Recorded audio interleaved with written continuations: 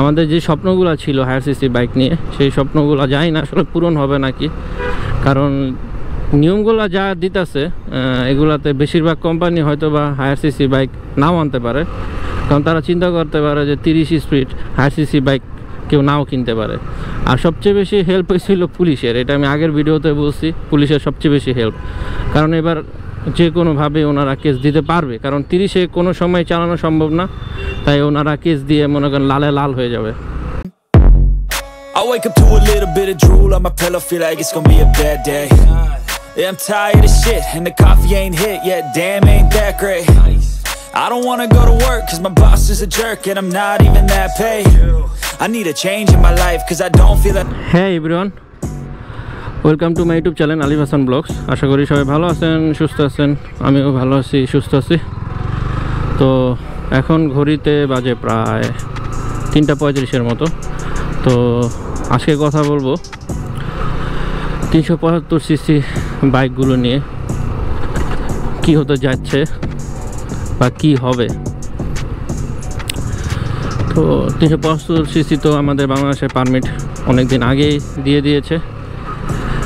আর এখনও মানে আমি পছন্দ করি এমন কোনো বাইক আসলে এখনও বিড়িতে ঢুকে নাই যে কিনবো। কেনার ইচ্ছা আছে একটা, মানে যেটা মনের ইচ্ছা অনেক আগে থেকেই। তো ওইটা যদি বাংলাদেশে ঢুকে তাহলে আমি অবশ্যই হায়ার সিসির একটা বাইক নিব। কিন্তু যেই মানে আমাদের দেশে এখন যেই মানে পর্যায়ে চলে যাচ্ছে, হায়ার সিসি নিয়ে কি হবে আমি কিছুই বুঝছি না। কারণ স্পিড লিমিট বুঝিনি তো 30 করে ফেলছে সিটিতে। তো একটা হায়ার সিসি বাইক এই বাইকে আমি 30-এ আমি চালাতে পারি না। একটা নর্মাল একটা রাস্তা দেখেন মিরপুর ডিএইচএসের ভিতরে, এখানে আমার স্পিড প্রায় 40-এর মতো থাকে, 35-40-এর মতো থাকে। তো আমি কিভাবে একটা হায়ার সিসির বাইক আমি সিটিতে আমি 30-এ চালাবো? তো একদিক দিয়ে দেখেন হায়ার সিসিও পারমিট দিল, আবার একদিক দিয়ে স্পিড লিমিটও কমিয়ে দিল। আসলে স্পিড লিমিট কমিয়ে আসলে আমার মনে হয় না যে অ্যাক্সিডেন্ট কমাতে পারবে।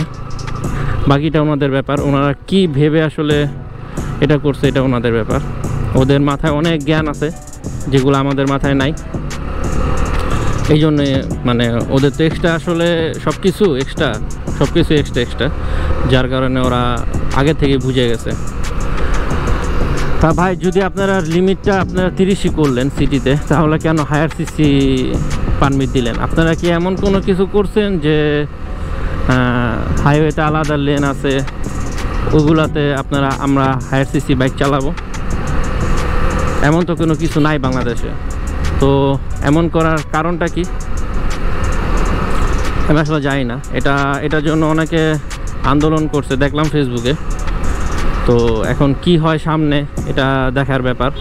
কারণ এভাবে হবে না। কারণ আমি হায়ার সিসি কিনলে আমি কিভাবে 30-এ চালাবো?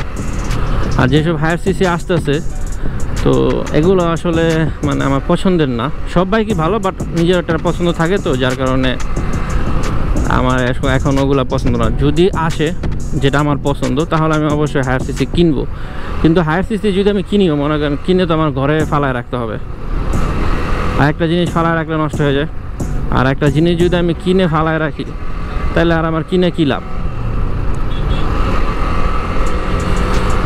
মানে এদিক দিয়ে স্পিড লিমিটও বাড়াইছে, আবার স্পিড লিমিটও কমিয়ে দিয়েছে। মানে একটা কর বাইকই উঠায় দেয় বাংলাদেশ থেকে, যে কোনো বাইক চালানো যাবে না, ঠিক আছে?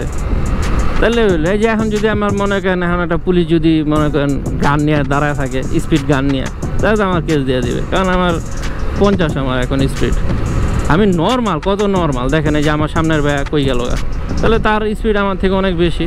তো কে মানতেছে ভাই? এমন কি আইন করব যে মানে কেউ মানেই না, এমন আইন করতেছি আমরা, ঠিক আছে ভাই? এমন আইন করেন যেটাকে সম্মান দেয়, ঠিক আছে, আইন মানে। এমন কোনো আইন করেন না যেটাকে কোনো রকম কোনো সম্মানই দেয় না মানুষ, ঠিক আছে?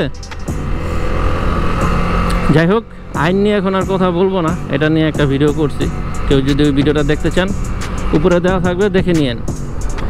আজকে কথা বলতেছি হায়ার সিসি বাইক নিয়ে। তো আমার মনে হয় না যে যদি এই স্পিড লিমিটটা থাকে তাহলে আর কোনো হায়ার সিসি বাইক কোনো কোম্পানি আনবে, কারণ এনে তো লাভ নেই, সেল তো ওইভাবে হবে না। কারণ যদি 50-এ টানতে হয় বা 30-এ টানতে হয় বা 60-এ টানতে হয়, তাহলে তো হায়ার সিসি বাইক মানে কেউ কিনবেই না, কারণ চালাবে কি সিটিতে সে কীভাবে চালাবে আমার বলেন। তো দরকার নেই তো হায়ার সিসি বাইক, আমাদের দরকারই নেই। আমরা কিনবো হইলো 50 সিসি বাইক। স্কুটার চালাতে হবে, স্কুটার, বুঝছেন। স্কুটারটা আমি আবার খারাপভাবে দেখতেছি না, আবার কেউ কমেন্ট করেন না বা স্কুটারে খারাপভাবে দেখছেন, ওইটা না। মানে স্কুটারের মানে একটা লিমিট আছে, ঠিক আছে। তো বাইকের থেকে তো আসতে চলে, তো ওগুলাই কিনতে হবে। ওগুলা কিনে রাস্তা নিয়ে বের হবো সবাই, মানে স্কুটার চালাবে।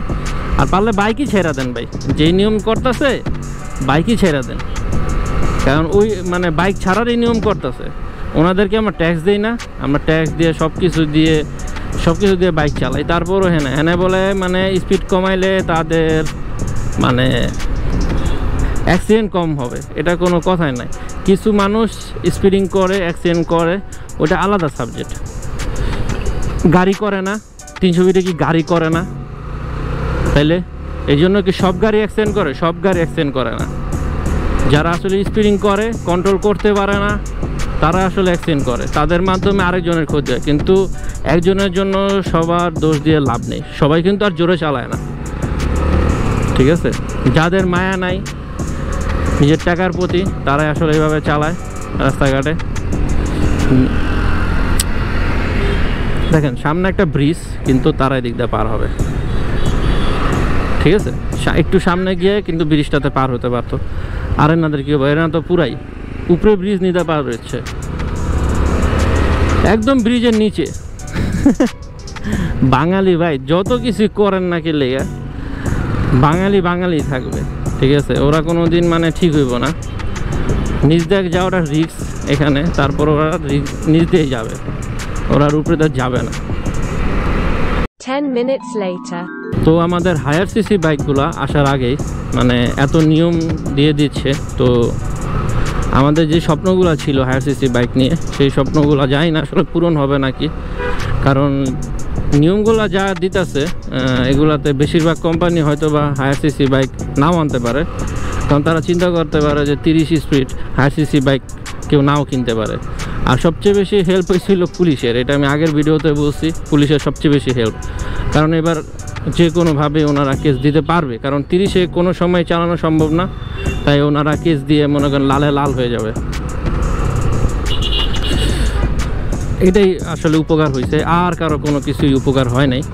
আর মানে ওনারা যেটা বলে মানে কি বলে, মানে ওরা তো এসব ব্যাপারে কিছু জানেই না, এটা একদম শিওর, ঠিক আছে। মানে স্পিডের সাথে মানে অ্যাক্সিডেন্ট হবে সবাই, এটাই নিয়ম নাকি, ঠিক আছে। স্পিড কমালে অ্যাক্সিডেন্ট কম হবে, স্পিড কমালে আসলে অ্যাক্সিডেন্ট কম হবে না। তখন কি হবে, আমাদের পিছন দিয়ে মেরে দিবে, এটাই।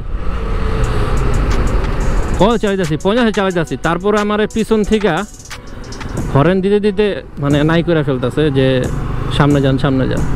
আর ওইখানে 30, এখানে আমিও আইন মানতেছি না, আমিও একদিক দিয়ে যেহেতু এখন 30 আইন, তার মানে আমিও আইন মানতেছি না।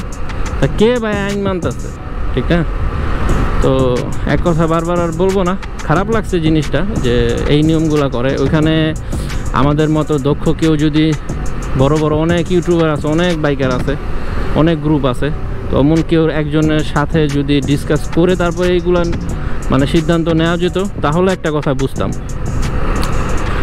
নিজেরাই ডিসিশন নেয় যেগুলো না বুঝে, ঠিক আছে। এগুলা সব কিছু আসলে ভিডিওতে বলাও ঠিক না, কখন কি হয়ে যায় আসলে কার গায়ে কোনটা লেগে যায় এটা তো বলা যায় না। যাই হোক, 250 সিসির বাইকের মেন কথা হইলো পুরা বাস একটা, ঠিক আছে, যেটা আমার মনে হচ্ছে। কারণ অনেক কোম্পানি দেখা যাবে যে এখন মানে যতটুকু সামনে আগাইছিল যে নিয়ে আসবে, মনে হয় অতটুকু পিছিয়ে গেছে যে আনবে না বর্তমানে। কারণ এখানে যদি সেলই করতে না পারে, ওনারাও তো ব্যবসায়ী, তো ওনাদের ব্যবসা কিভাবে হবে?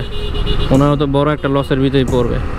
কারণ যদি আমরা 250 সিসির বাইক কিনে যদি টানতেই না পারি, তাহলে আর কিনে কি করব ভাই বলেন? 250 সিসি কিনা তো লাভ নাই। তাহলে তো আমি কিনবো 100 সিসির বাইক। 100 সিসির বাইক এখন কিনাই ভালো, 80 সিসির বাইক কিনাও ভালো। ওগুলা কিনাই ভালো, ওগুলাতে স্পিড অমনে উঠবে, তো ওগুলা কিনাই ভালো।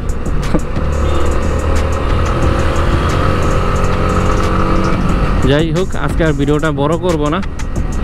তো আইআরসিসি নিয়ে মানে আমার মন্তব্য এটাই, যদি স্পিড লিমিট না বাড়ায় তাহলে মানে বেশিরভাগ মানুষই বা আমিও আইআরসিসি নাও কিনতে পারি।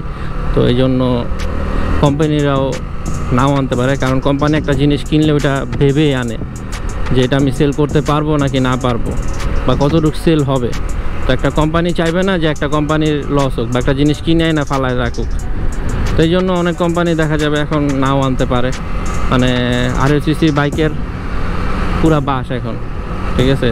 আর যদি স্পিড লিমিট আগের মতো করে দেয়, আন্দোলন তো অনেকেই করতেছে, যদি করে দেয় আরও সামনে করবে মানুষ, যদি করে ফেলে তাহলে মনে করেন ঠিক আছে।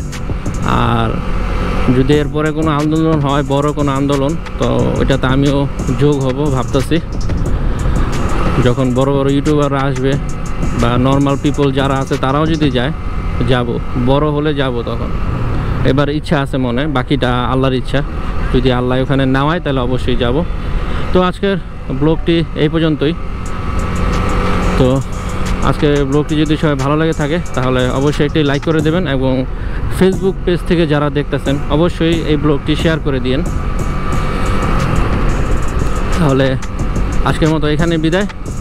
নেক্সট ভিডিও আসা পর্যন্ত সবাই ভালো থাকবেন, সুস্থ থাকবেন আশা করি। আসসালামু আলাইকুম, টাটা।